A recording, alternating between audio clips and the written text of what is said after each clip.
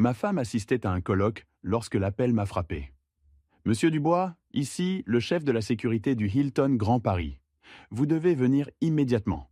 C'est au sujet de votre épouse. Le café s'est figé à mi-versée. Son ton n'était pas inquiet. C'était celui du confinement, celui qu'on entend avant qu'une vérité n'explose. J'ai attrapé mes clés et pris l'A6 en pilote automatique. La matinée était grise, brume française effaçant les contours. J'ai appelé Laurence. Messagerie. Rappelé. Pareil. Le GPS répétait « Dans 22 kilomètres, prenez la sortie 13 ». Mon pied s'enfonçait sans que j'y pense. Ce n'était pas de la colère. C'était ce savoir sombre que quelque chose ne va déjà plus. Je me suis garé et suis resté là, moteur tournant. Sortir allait rendre tout réel. Le hall était trop lumineux, trop froid. Marbre, composition florale sans odeur. Les uniformes ressortaient. Sécurité. 2 flics. À la réception, un jeune homme a levé les yeux. Monsieur Dubois, un homme en costume m'a fait signe. Si vous voulez bien me suivre. Dans l'ascenseur, silence. Couloir interminable. Celui qui attendait portait une veste sobre, badge à la ceinture, gants en nitrile. Inspecteur Laroche. Voix basse, posée. Pas de poignée de main.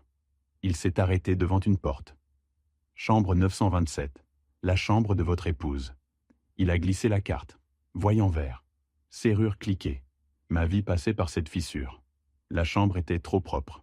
Lit fait, rideau à moitié ouvert, badge du colloque avec le nom de Laurence, et à côté, une grande enveloppe Kraft. Laroche a sorti une pile de photos, les a posées sur la table. Vous devriez voir ceci. Glacé, en couleur, net, même chambre. Jour différent, vêtements différents. Laurence est un homme inconnu. Ses cheveux détachés comme jamais pour moi. Son sourire plus doux, plus paresseux, horodatage au coin. Des dates que je connaissais, des dates de colloque. Ce n'était pas pris par accident. Chaque angle délibéré, cadré. Ce n'était pas une liaison, c'était un dossier. Il y a autre chose, dit Laroche. Il s'est dirigé vers la ventilation, le panneau déjà retiré. Il a sorti un sachet transparent. À l'intérieur, une clé USB noire. Sur le côté, L, disque témoin. C'était caché dans la ventilation.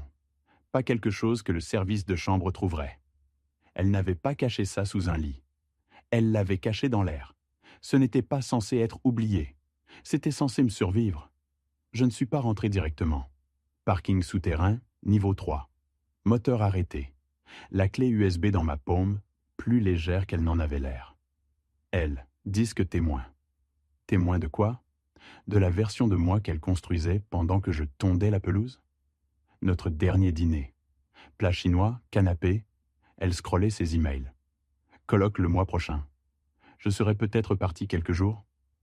J'avais répondu, fais ce que tu as à faire. La trahison ne fracasse pas la porte. Elle se glisse. Elle murmure. Je suis rentré. Direction le bureau. Clé USB dans le port. Pas de mot de passe, juste des dossiers. Colloque 1, colloque 2, colloque 3. J'ai ouvert le premier. J'ai pris mon téléphone, ouvert nos messages. Dîner de conseil prolongé. Je suis épuisé, je t'aime. Même nuit. Fichier vidéo, CMIS, chambre 927, 22 heures. J'ai cliqué. Même chambre, mais du mouvement. Son rire, bas et différent.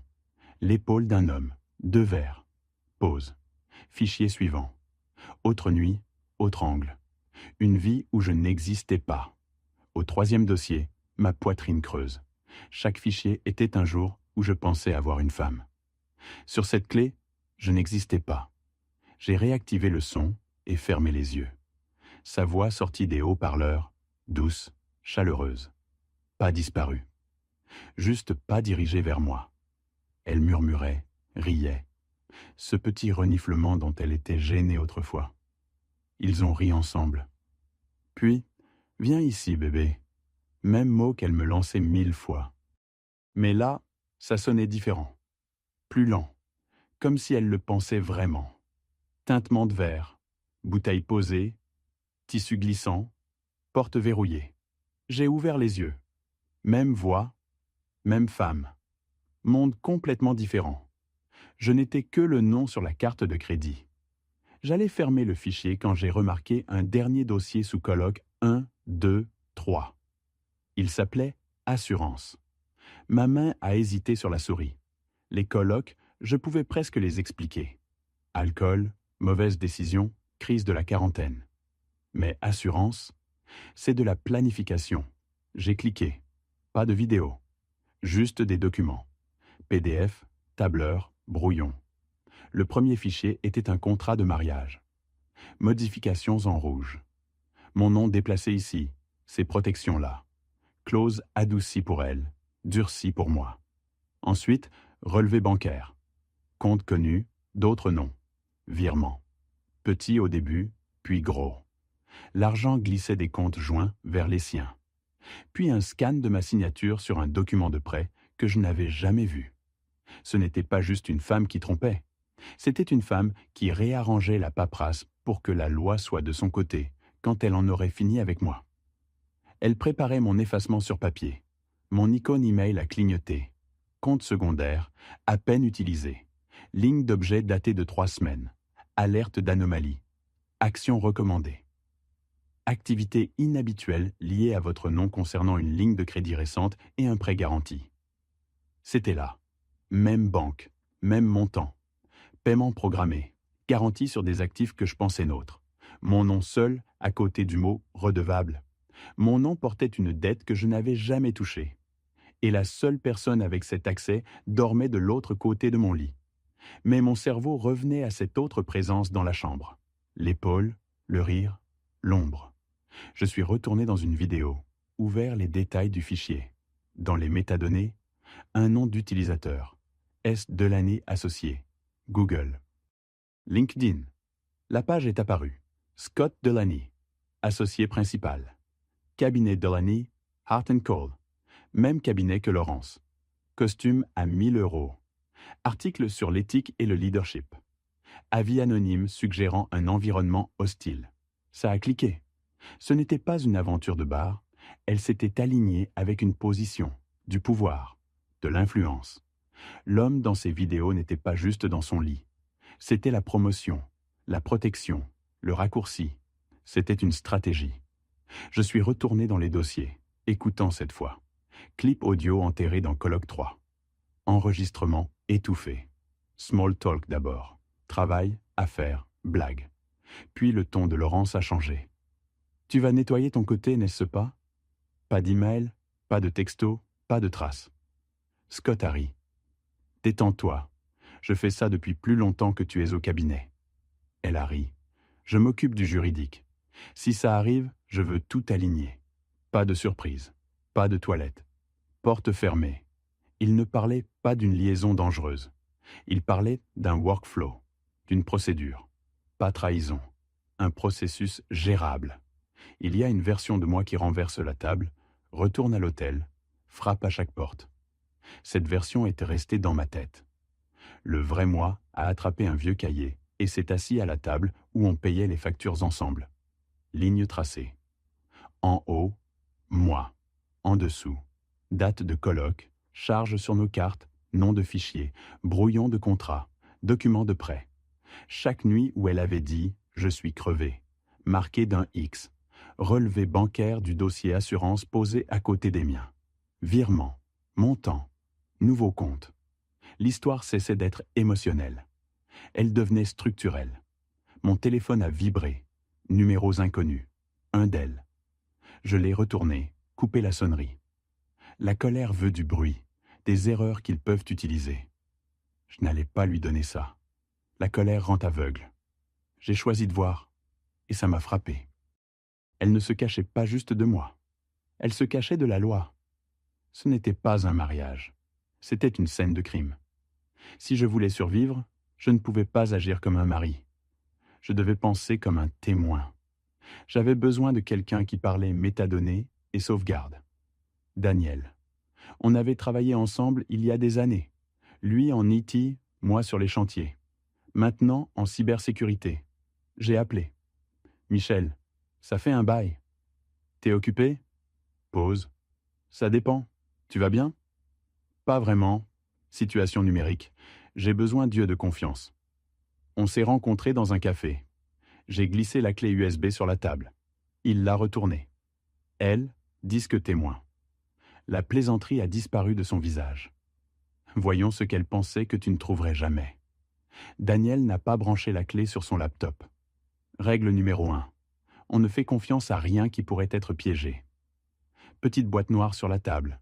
Clé USB dedans. Ligne de texte sur son écran. Date de création, modification, ID, utilisateur. Il a cliqué vite, puis ralenti. Tu vois? Fichier copié depuis un laptop chez toi. Modifié depuis une IP différente. Cette IP, c'est le cabinet. Aperçu miniature. Bras de Laurence, main de lui, porte, bouteille. Quelqu'un a nettoyé son côté. Supprimé des trucs mais pas effacé l'historique. Cette clé, c'est la source originale. Horodatage complet, log d'édition, tout. La culpabilité laisse des empreintes dans le code. Pour la première fois, je n'étais plus sur la défensive. Si elle est aussi organisée ici, elle a une trace cloud. Les gens comme ça détestent perdre le contrôle. Réinitialisation de mots de passe. Email de récupération. Petites brèches invisibles. Avec mes infos et quelques astuces, il nous a fait entrer dans une ancienne sauvegarde. Compte professionnel et personnel. Soudain, plus juste des chambres d'hôtel. Son agenda. Réunions internes s'alignant avec ses colloques. Appel privé avec la conformité. Suivi RH. Mots-clés. Stratégie, exposition. Message entre elle et Scott. Jamais sexe, jamais amour. Juste influence, timing, couverture. Brouillon d'email? Si ça explose, je dois m'en sortir proprement. Tu sais à quel point ma situation domestique est compliquée. Situation domestique? Moi, 30 ans, réduise à une situation à contourner. Plus loin, note non envoyée à elle-même. Point clé sur quoi dire si je découvrais. Mots clés, déviation, manière de me faire douter de ma mémoire. Elle avait tout archivé. Les mensonges, l'influence, la route de sortie. La seule chose qu'elle n'avait pas sauvegardée, une version où mon âme ne se faisait pas arracher. Une fois qu'on voit assez de traces numériques, on veut quelque chose qu'on peut tenir. Papier, encre. J'ai appelé l'hôtel, demandé des factures détaillées pour le séjour de ma femme. Ce n'était pas un mensonge. Quelques heures plus tard, PDF dans ma boîte mail. Charge de chambre, date, heure. Minibar à 22h42. Service en chambre pour 2. Film en nocturne. Même nuit que les vidéos.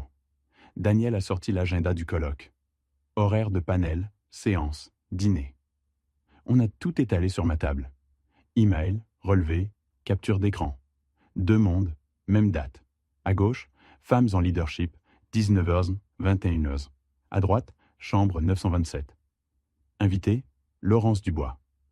Invité supplémentaire, S de l'année. Laroche m'avait envoyé une image du couloir. Eux deux marchant, riant. J'avais pensé que le cœur prouvait qu'un mariage était réel. Il s'avère que le calendrier faisait ce travail mieux. Et il témoignait contre elle. Tout ce papier, tous ces fichiers, et j'avais encore besoin de voir de mes propres yeux. Ce soir-là, je suis retourné au Hilton. Pas entré. Garé sur le parking, là où je voyais les fenêtres éclairées. J'ai trouvé la sienne. Chambre 927. 3e à partir du bout. Carré jaune doux. Rideau à moitié tiré.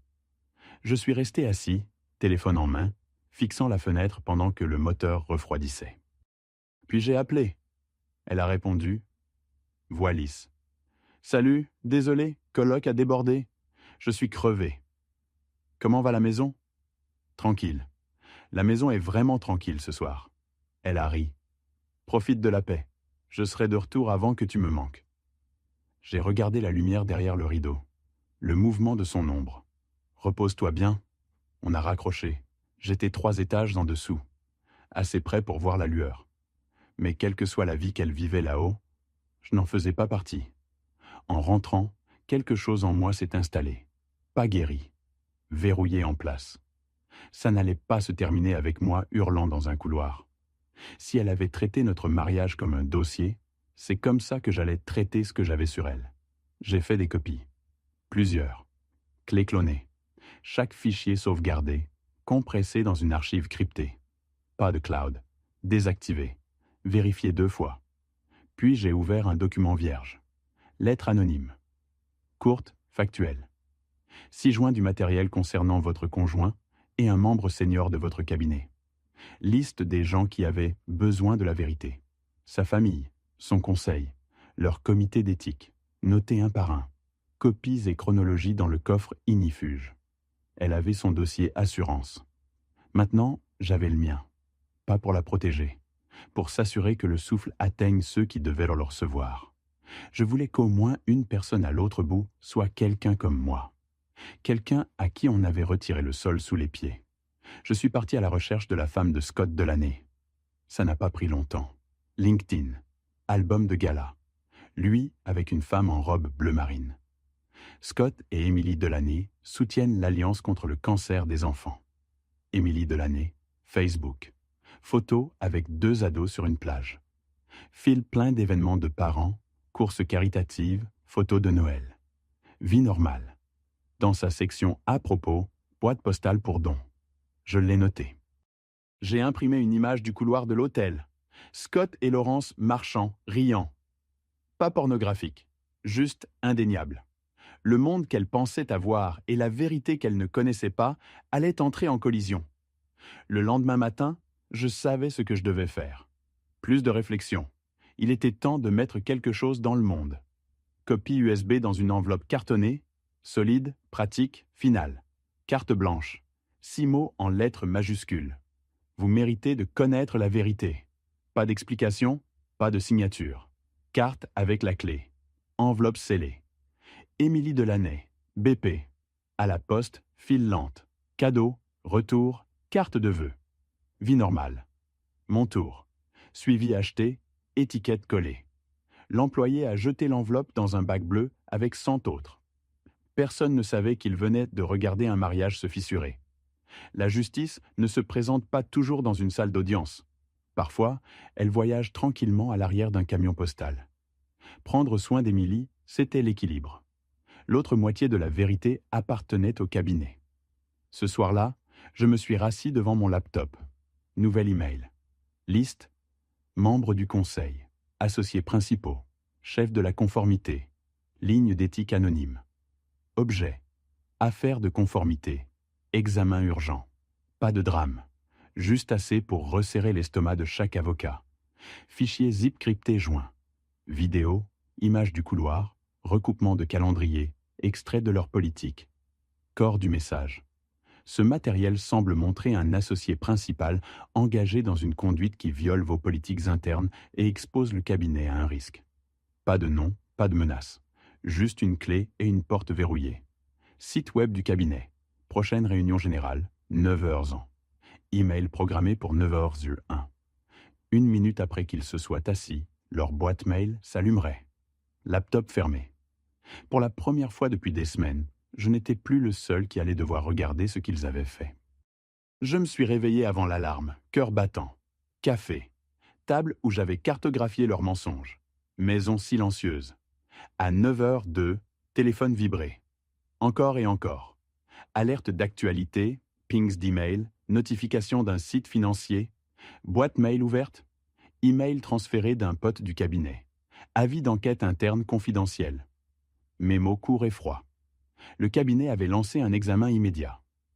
Scott Delaney, relevé de ses fonctions avec effet immédiat. Autre message. Grosse réunion.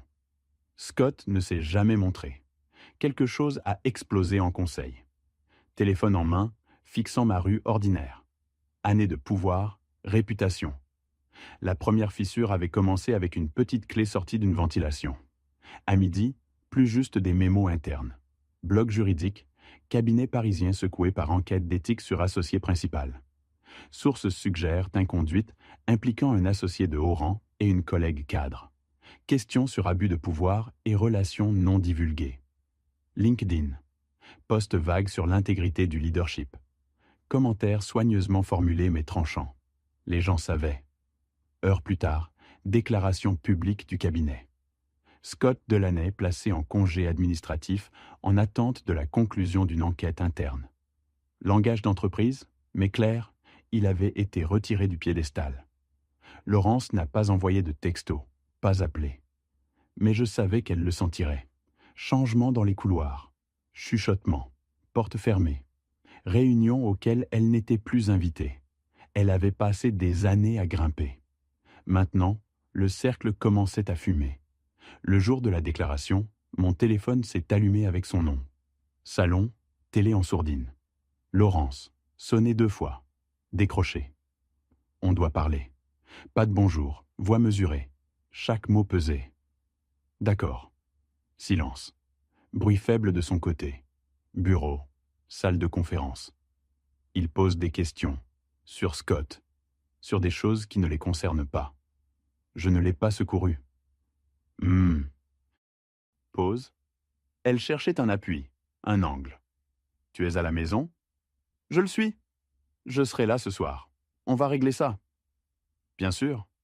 Pour la première fois depuis longtemps, elle n'avait rien d'autre à dire.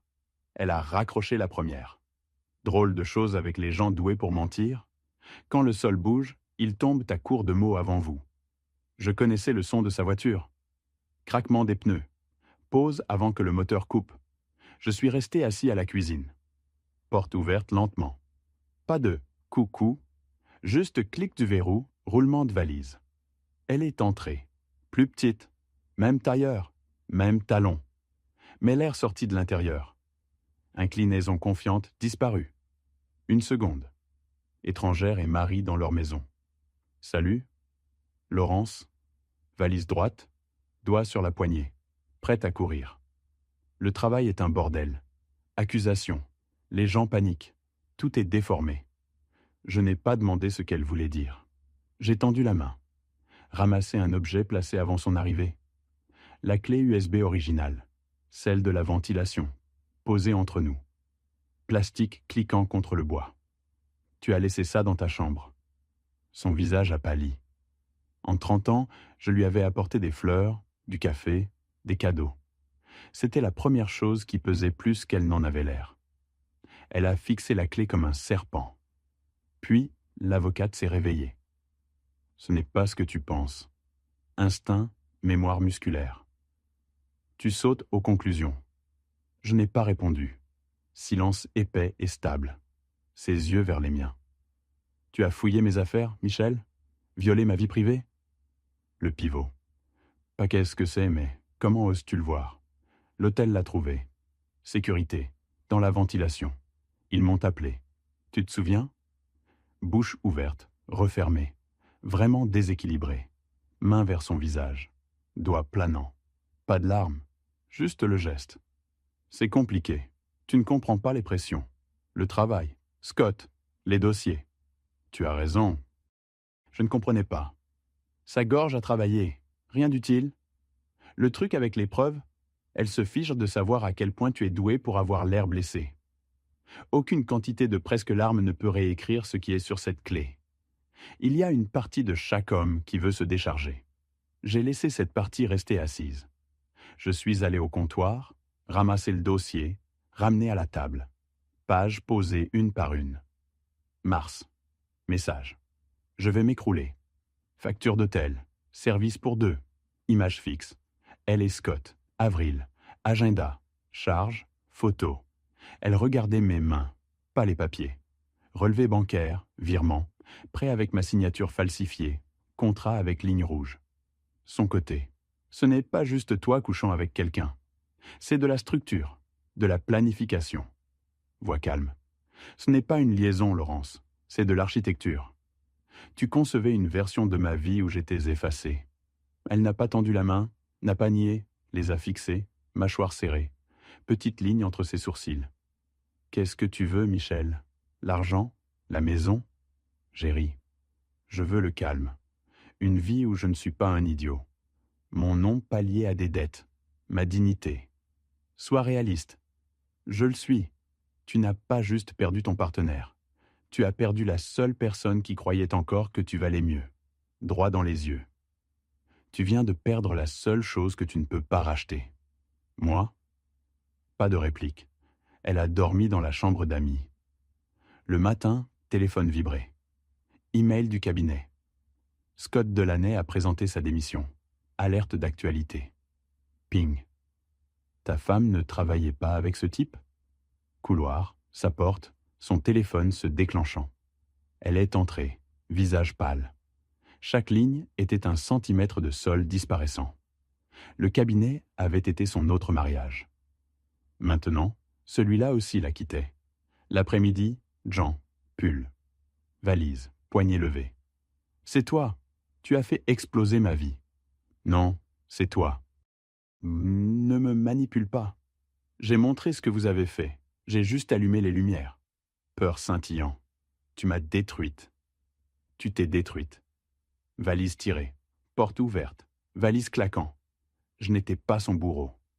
J'étais l'homme qui avait arrêté de prétendre que le noir était plus sûr. Je n'ai pas pris de revanche. J'ai donné à la vérité un interrupteur. Quelques jours après, téléphone sonné. Numéro inconnu. Allô? Est-ce Michel? Voix de femme? Oui. C'est Émilie Delaney. J'ai reçu une enveloppe. Une clé. Je méritais la vérité. Voix cassée. Merci. Je ne voulais pas le croire. Je pensais perdre la tête. Non? Vous n'êtes pas folle? Au moins, maintenant, je décide les yeux ouverts. Bien, c'est tout ce que je voulais. Bonne chance, Émilie. Vous aussi. La vérité avait donné à deux étrangers assez de clarté pour recommencer. J'ai appelé un avocat, type discret. J'ai tout exposé. Prêt, signature falsifiée, trace numérique. On gèle ça, on documente, on dépose pour séparation. Protection, division. Les tribunaux se soucient de ce que vous pouvez prouver. Structure dans mon avenir. La paix a besoin d'une colonne vertébrale légale. J'ai nettoyé la table. Papier dans le dossier, glissé dans l'armoire. En face, sa chaise vide. Photo de famille au mur. Instantané d'un monde honnête. Lumière allumée. Tasse lavée. Sol propre. Maison propre de mensonges. Mon fils a appelé. Salut papa. Salut fiston. Ça va? Ça va? Un pied devant l'autre. Comment va maman? Ta mère a ses propres choix. Elle les gère. Tu m'as toujours? Je sais, c'est suffisant. Un soir, clé ouverte une dernière fois. Dernier MP4, jamais ouvert. Main planant, chronologie, fichier chez l'avocat, déclaration, appel d'Émilie, voix de mon fils. Pas besoin de plus de preuves, besoin de moins d'elle. Clic droit, supprimer. Êtes-vous sûr? Oui.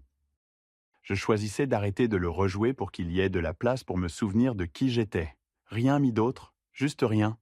Bourdonnement du climatiseur, chaise grinçant, moniteur assombri, rectangle de lumière, battement de cœur ralenti, rythme régulier. Ici, toujours ici, pas triomphant. Ce qui s'est installé était la paix. Ce sentiment dure plus longtemps que n'importe quel coup de revanche. Le lendemain, première pensée. Le café, cafetière, porte ouverte, air frais, poumons s'étirant, oiseaux bruyants, voisins, main levée. Bonjour Michel. Bonjour. Et je le pensais. Le monde n'avait pas basculé. Juste une journée ordinaire commençant. Retrouver la normale était la plus grande victoire. J'avais pensé que la revanche signifiait faire souffrir quelqu'un. Mais j'ai appris quelque chose de plus simple. Vous n'avez pas à détruire la vie de quelqu'un. Vous devez juste le mettre sous la lumière. Laurence a essayé de m'effacer sur papier. Scott pensait que son pouvoir était un bouclier. Je n'ai pas crié, rien jeté, pas supplié. J'ai collecté la vérité et l'ai placée dans les mains des personnes qui devaient de l'avoir. À la fin, ce qui a brûlé, ce n'était pas moi.